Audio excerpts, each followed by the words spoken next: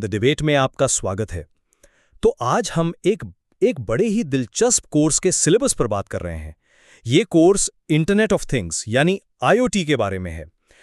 ये वही टेक्नोलॉजी है जो हमारी घड़ी से लेकर घर तक हर चीज को इंटरनेट से जोड़ रही है। बिल्कुल।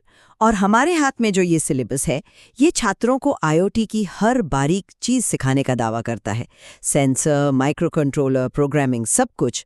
पर आज हमारी बहस का जो असली सवाल है वो ये है कि क्या आईओटी जैसे एक डीप टेक्निकल कोर्स में सॉफ्ट स्किल्स और पर्सनालिटी डेवलपमेंट पर एक पूरा चैप्टर रखना सही है? मेरा तो मानना है कि सॉफ्ट स्किल्स को शामिल करना एक बहुत जरूरी और दूर की सोच वाला कदम है।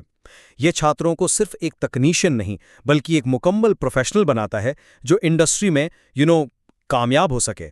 और मेरा मानना है कि ये एक चैप्टर जोड़ने से कोर्स का जो मेन टेक्निकल फोकस है वो कमजोर होता है। आईओटी जैसे मुश्किल फील्ड में महारत हासिल करने के लिए आपका पूरा ध्यान सिर्फ और सिर्फ टेक्निकल चीजों पर ही होना चाहिए। देखिए, ये जो कोर्स है इसका मकसद सिर्फ जानकारी देना नहीं है बल्कि छात्रों को नौकरी के लिए असल में तैयार करना है। पहले 5 चैप्टर एक बहुत मजबूत तकनीकी नींव रखते हैं। छात्र आईओटी के बेसिक्स सीखते हैं, सेंसर और एक्चुएटर्स के साथ काम करना सीखते हैं। मतलब सेंसर जो डेटा एकत्र करते हैं और एक्चुएटर्स जैसे कोई मोटर या लाइट जो उस डेटा पर कोई एक्शन लेते हैं। वे आर्डिनो आईडी यानी वो सॉफ्टवेयर जहां कोड लिखा जाता है उसमें सी लैंग्वेज का इस्तेमाल करके असली एप्लीकेशन बनाना सीखते हैं। लेकिन जो छठा चैप्टर है सॉफ्ट स्किल्स, पर्सनालिटी डेवलपमेंट, वो इस सारी टेक्निकल नॉलेज को असल दुनिया की कामयाबी में बदलने का काम करता है। इसमें सिर्फ बायोडेटा लिखना नहीं है बल्कि खुद को समझना, अपनी बात सही ढंग से रखना और टीम में काम करना सिखाया जाता है। क्योंकि देखिए, आईओटी प्रोजेक्ट्स अकेला नहीं बनते, उन्हें टीमों में बनाया जाता है, क्लाइंट्स को पेश किया जाता है।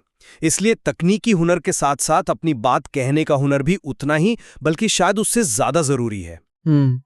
मैं आपकी इस बात से तो सहमत हूं कि सॉफ्ट स्किल्स जरूरी हैं, लेकिन सवाल ये है कि क्या उनकी जगह एक स्पेशलाइज्ड टेक्निकल कोर्स के अंदर है? मैं इसे एक अलग नजरिए से देखती हूँ। आईओटी कोई आसान विषय नहीं है, ये बहुत ज्यादा जटिल है। इसमें आपको प्रोटोकॉल्स की गहरी समझ चाहिए।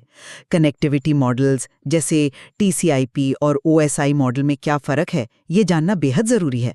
हार्डवेयर को सॉफ्टवेयर से जोड़ना, जैसे मान लीजिए HC05 ब्लूटूथ मॉड्यूल को आर्डुइनो से जोड़कर फ़ोन पर डेटा भेजना, इसमें कई घंटे लगते हैं और बहुत सारी गलतियां होती हैं। कोर्स में पहले ही इतना कुछ है कि उस पर महारत हासिल करने के लिए पूरा ध्यान चाहिए। अब जब आप छठा चैप्टर इसमें जोड़ते हैं जिसमें पर्सनैलिटी डेवलपमेंट, शिष्टाचार और तनाव प्रबंधन जैसे आम विषय हैं, तो हम छात्रों का कीमती समय और ध्यान असली तकनीकी मुद्दों से हटा रहे हैं।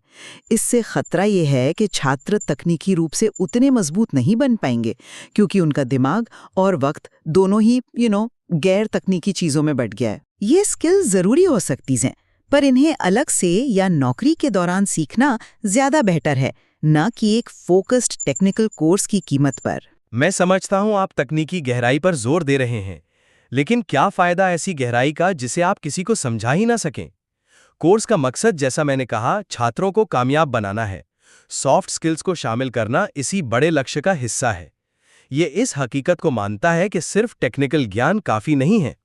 सोचिए, एक छात्र ने चैप्टर 4 के हिसाब से एक रिले मॉड्यूल का इस्तेमाल करके 220 वोल्ट के बल्ब को कंट्रोल करने का एक जबरदस्त प्रोजेक्ट बनाया। लेकिन अगर वो इंटरव्यू में ये नहीं बता पाता कि उसने यही रिले क्यों चुना या अपनी टीम को अपने डिजाइन के फायदे नहीं समझा पाता, तो उसका वो सारा ज्ञान किस काम का? अध्याय 6 इसी खाली जगह को भरता है। ये टेक्निकल स्किल और प्रोफेशनल कामयाबी के बीच एक पुल बनाता है। आपकी बात सुनने में तो अच्छी लगती है, लेकिन चलिए इसे प्रैक्टिकल तरीके से देखते हैं। एक ओ लेवल जैसा फाउंडेशन कोर्स, इसका पहला मकसद किसी एक विषय में मजबूत तकनीकी बुनियाद बनाना होना चाहिए। गहराई सबसे जरूरी है। मिसाल के तौर पर चैप्टर 5 में आईओटी सिक्योरिटी का जिक्र है। आज की दुनिया में ये सबसे जरूरी और मुश्किल विषयों में से एक है। हम सॉफ्ट स्किल्स पर जो 1 हफ्ता लगा रहे हैं, उस समय का इस्तेमाल इस सिक्योरिटी वाले हिस्से को और मजबूत करने में किया जा सकता था। हम छात्रों को सिखा सकते थे कि MQTT प्रोटोकॉल के लिए TLS SSL इंक्रिप्शन कैसे कॉन्फ़िगर करते हैं, या सिमेट्रिक और एसिमेट्रिक इंक्रिप्शन में असल में क्या फ़र्क होता है और कब किसे इस्तेमाल करना चाहिए। अभी तो हम सिर्फ सतह को खरोंच रहे हैं। नतीजा ये होगा कि छात्र को न तो सिक्योरिटी की गहरी समझ होगी और न ही वो पर्सनालिटी डेवलपमेंट का एक्सपर्ट बन पाएगा। वो बीच में ही रह जाएगा। लेकिन आप इस बात को नजरअंदाज कर रहे हैं कि इंडस्ट्री असल में चाहती क्या है। इंडस्ट्री को सिर्फ कोड लिखने वाले रोबोट नहीं चाहिए, उन्हें प्रॉब्लम सॉल्व करने वाले लोग चाहिए जो टीम में काम कर सकें। अध्याय 6 में जो स्किल्स हैं, जैसे टाइम मैनेजमेंट, अनुशासन, टीम वर्क, ये सीधे तौर पर इंडस्ट्री की मांगों को पूरा करते हैं। मैंने खुद कई प्रोजेक्ट्स को सिर्फ इसलिए फेल होते देखा है क्योंकि टीमों के बीच कम्युनिकेशन गैप था। हार्डवेयर इंजीनियर ये नहीं बता पाया कि सेंसर डेटा में इतना नॉइज क्यों आ रहा है, और सॉफ्टवेयर टीम उसे एक सॉफ्टवेयर बग समझकर घंटों तक उसे ठीक करने में लगी रही। ये तकनीकी विफलता नहीं थी, ये एक कम्युनिकेशन की विफलता थी। एक IoT प्रोफेशनल को सिर्फ सेंसर से डेटा पढ़ना नहीं होता, उसे उस डेटा का मतलब समझना होता है, उसकी रिपोर्ट बनानी होती है और अपनी टीम को पेश करना होता है। ये सॉफ्ट स्किल्स ही हैं जो एक क्लासरूम प्रोजेक्ट को एक कामयाब प्रोडक्ट में बदलती हैं। अच्छा, चलिए आपके इंडस्ट्री वाले पॉइंट पर ही बात करते हैं। इंडस्ट्री सबसे पहले और सबसे ज़्यादा तकनीकी काबिलियत देखती है। कोई भी कंपनी पहले ये पक्का करना चाहती है कि उम्मीदवार के पास काम करने का हुनर है या नहीं।